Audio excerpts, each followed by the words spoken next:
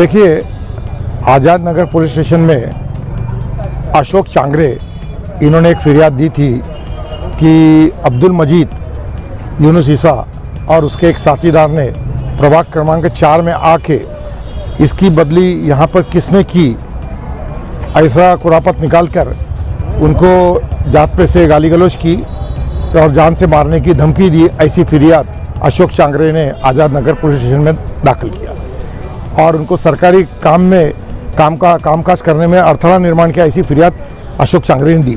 उस बेस पे 11 तारीख को गुना दाखिल हुआ और अब्दुल माजिद को 13 मार्च को अटक किया, पुलिस ने अटक किया और उनको 14 तारीख को कोर्ट में पेश किया था। कोर्ट ने तफ्तीश के लिए 1 दिन की पीसी यानी आज तक की पुलिस कस्टडी दी थी। आज फिर पुलिसों ने 2 दिन की पुलिस कस्टडी की मांग की थी कि हमारा तपास बाकी है, आरोपी हमको कोऑपरेट नहीं कर रहा है, इसमें का जो एक सह आरोपी है वो भी फरार है, उसको भी हमको अटक करना है, इसलिए और 2 दिन की पुलिस कस्टडी बढ़ा के दो। तो हमने कोर्ट को बताया कि कोर्ट ने 1 दिन की पीसी दी थी, इसके बाद में तपास में कोई भी प्रगति नहीं है। पहले जो ग्राउंड थे पीसी के वही आज भी ग्राउंड वही है, इसलिए इनको पुलिस कस्टडी देने के ऐसे कोई भी ग्राउंड नहीं दी, इन्होंने कोजन ग्राउंड नहीं है इनके पास, इसलिए इनको मैजिस्ट्रेट कस्टडी में लिया जाए। कोर्ट ने हमारी बहस सुनते हुए आज इनको मैजिस्ट्रेट कस्टडी में ले लिया है और अभी हमने अब्दुल मजीद की तरफ से जामीन मिलने के लिए अर्जी कोर्ट में दाखिल कर दिया है।